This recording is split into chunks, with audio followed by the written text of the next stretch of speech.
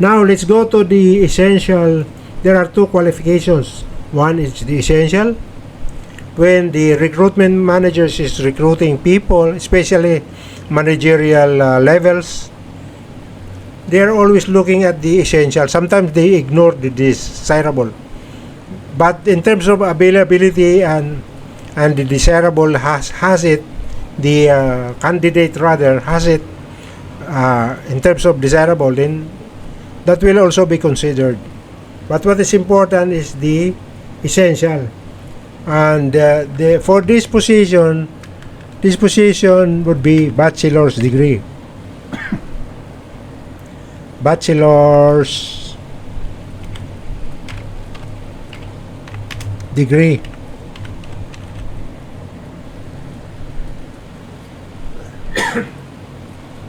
Okay.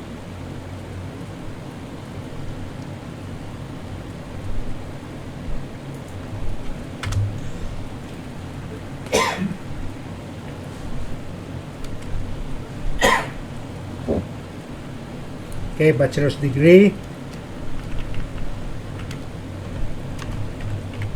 in psychology.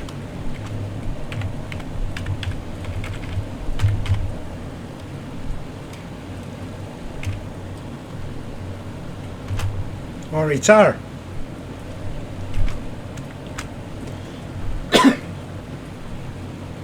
What else? Perhaps industrial engineering. Why? Because we're talking about manufacturing plants. It'll be, tackling people. The environment is within the manufacturing plant. And this would be, and there are, see, I mentioned here 10 manufacturing sites in the job dimension. 10 manufacturing sites. So it would also be appropriate if the guy is having an industrial engineering background or related field. Okay, so that would be for the essential. What about the desirable qualification? Masters. I'm gonna put a bullet point here, another bullet point here. So masters.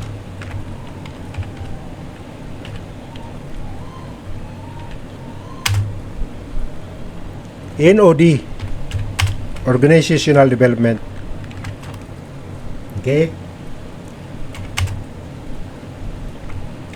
organizational psychology. Okay, psychology. All right.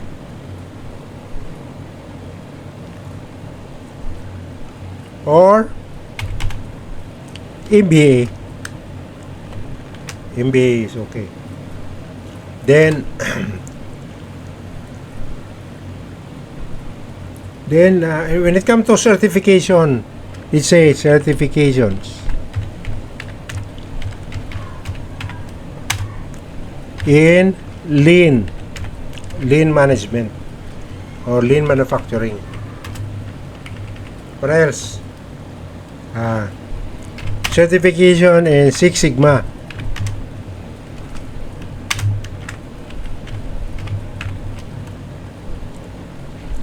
Okay, certification in change management, especially the ProSci, change management.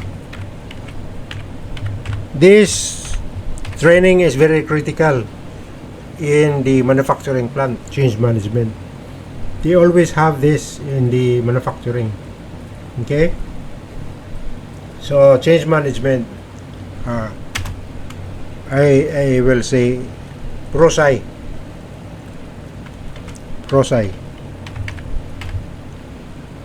For example, I will say, for example, e.g. ProSci, right? Okay. learning the ADKAR model. Alright, that would be for the desirable qualification. What about experience? I'm gonna include again another bullet point. Essential experience, I would say 8+ years.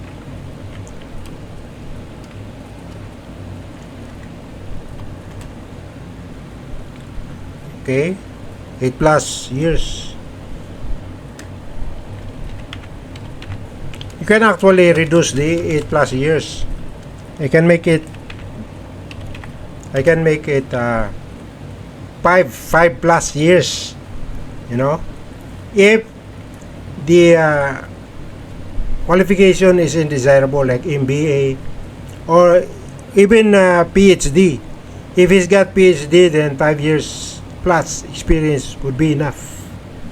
But since we only require him to have bachelor's degree, then 8+ years is okay.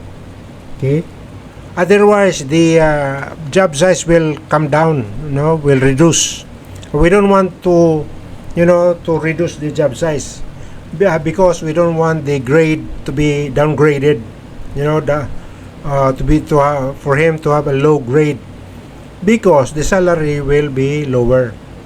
So if the compensation is lower, then you will not be able to recruit this talent. Okay? Difficult to recruit talent of OD, and this is and you have a competition in the labor market. There are lots of companies looking for this candidate. Okay, so don't try to get the grade higher. Okay, higher than other managers, like, say, for example, production managers, engineering managers. As for me, OD managers should be a couple of steps higher than those positions like warehouse managers, logistics managers. Those guys are also having high grades, but I would say this should be higher because this is something to do with the development of the organization, and this is very critical position. That's why 8+ years in OD, in organizational development, or HR. Okay, HR or talent roles.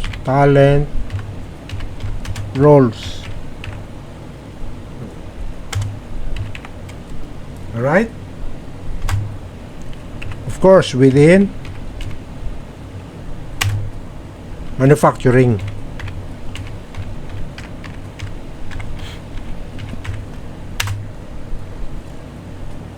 or industrial sectors, because the person will be doing organizational development to manufacturing business. Okay. Okay, another one. Experience in plant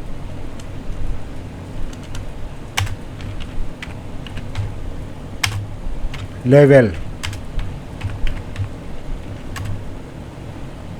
interventions,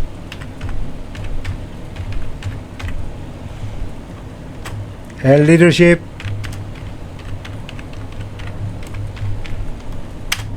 development.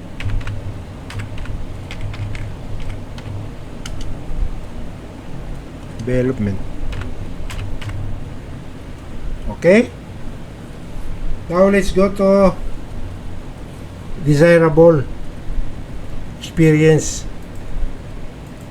Okay, bullet point. Desirable experience, exposure. It would be an advantage if you have this, but it doesn't matter for recruitment manager to consider, when the Usually, when the recruitment manager is, shortlisting candidates, they usually don't consider the desirable. But if they are a unionized company, and the person is exposed to unionized people, then that would be an advantage. So, to unionized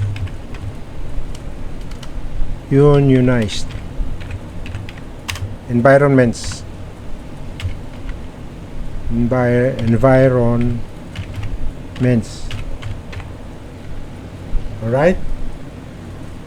And then what else? Desirable. Experience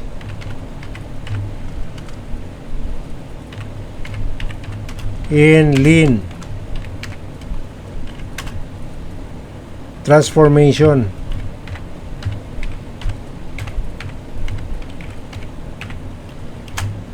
Okay. Also part of the change management or digital. Okay, digital manufacturing.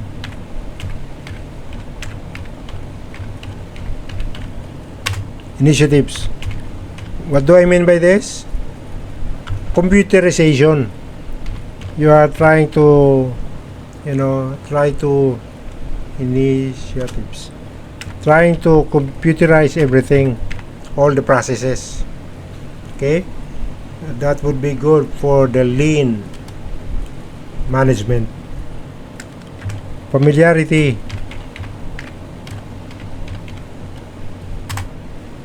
With ISO.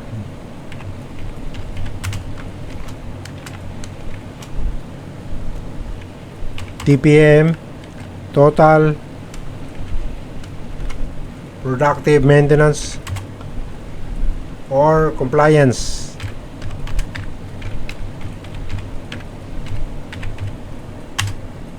Driven.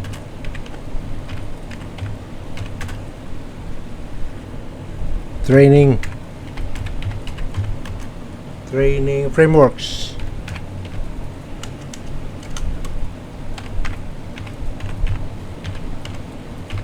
All right, so that's it for our experience, essential responsibilities executed, and desirable responsibilities. Now let's go to competencies. Operational insight. Operational insight. Operational insight is like understands manufacturing workflows and production dynamics. Okay? Then the other one is change management.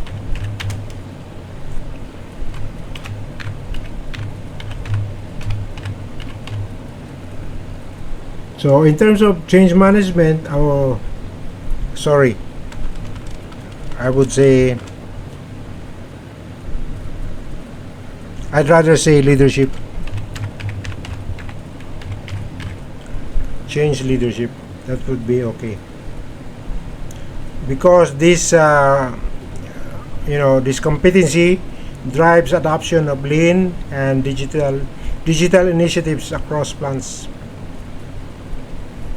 Okay? Facilitation. He is a facilitator. Facilitation. And coaching. So, the facilitation and coaching engages frontline leaders and teams in practical learning. Okay.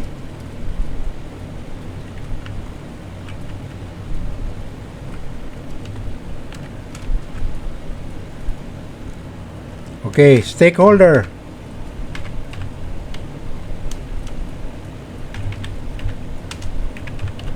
Management.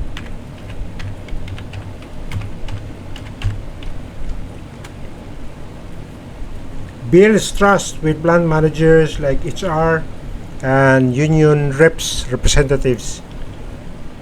Okay. Analytical acumen.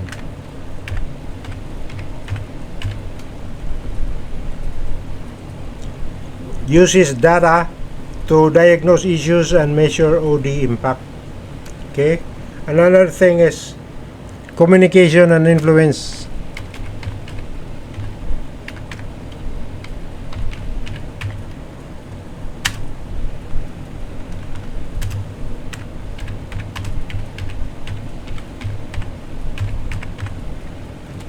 Okay.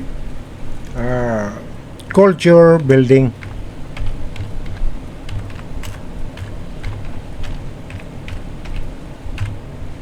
Okay, that's it. We have completed our job description for the OD manager. Okay, then you just copy this. So you remove whatever is not, appropriate for your area of operation, or you don't want to be included, then you just remove it.